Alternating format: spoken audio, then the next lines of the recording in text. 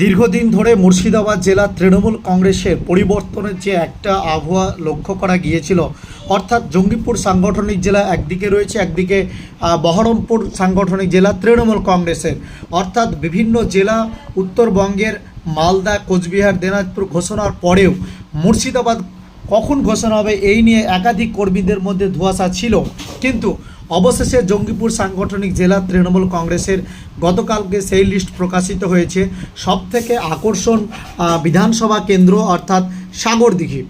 জঙ্গিপুর সাংগঠনিক জেলার 9টি বিধানসভা কেন্দ্রের মধ্যে সাগরদিঘি অত্যন্ত একটি আলোচিত বিধানসভা কেন্দ্র, কেননা রাজ্য রাজনীতিতে উপনির্বাচনে এক ইতিহাস সৃষ্টি করেছিল বিধায়ক বাইরন বিশ্বাস। তিনি উপনির্বাচনে জোটের হয়ে জয়লাভ করেছিল।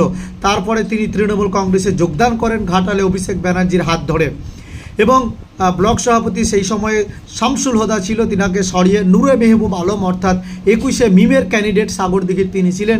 তাকে তৃণমূল কংগ্রেসের সর্বোচ্চ পদে সাগরদিঘির ব্লক সভাপতির পদে আনা হয়েছিল।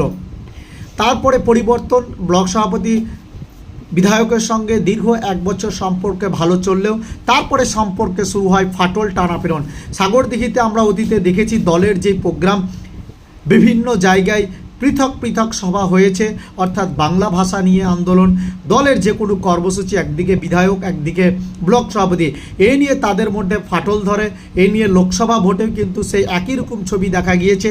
লোকসভা ভোট 2024 খলিলুর রহমানের ভোটে বিধায়ক একদিকে, ব্লক সভাপতি একদিকে।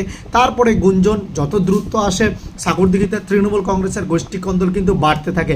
অবশেষে কালকে জঙ্গিপুর সাংগঠনিক জেলা তৃণমূল কংগ্রেসের ব্লক সভাপতির পরিবর্তন হলেও বিভিন্ন বিধানসভা কেন্দ্রে কিন্তু সাগরদিঘিতে আর ব্লক সভাপতি রাখা হলো না। 26শে বিধানসভা নির্বাচনের আগে বিধায়ক বাইরন বিশ্বাসের নির্দেশেই কোর কমিটি 6 জনের ঘোষণা করে দেওয়া হলো। সেই কোর কমিটির চেয়ারপারসন বিধায়ক বাইরন বিশ্বাস, এবং কোর কমিটিতে কারা কারা রয়েছে এক ঝলক তাদের নামগুলো আমরা বলি।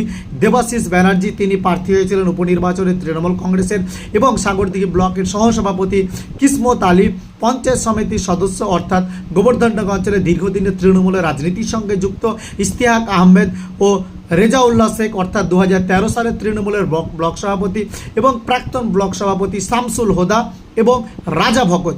অর্থাৎ সাগরদিঘিতে তৃণমূলের সমীকরণ বোঝাই যাচ্ছে 26শে নির্বাচনের আগে এই কোর কমিটির উপর আস্থা রেখে দল কিন্তু এগোতে থাকবে। একাধিক ব্লক সভাপতির নাম ঘোষণার কথা শোনা গেলেও অতীতে, কিন্তু তাদের মধ্যে কেউ কোর কমিটিতে জায়গা পায়নি। অর্থাৎ 26শে নির্বাচনের আগে একটা সমীকরণ সাগরদিঘি যেহেতু তৃণমূলের একেবারে ঘর, সেই ঘরকে আবার গছিয়ে দিতে মরিয়া তৃণমূল কংগ্রেস।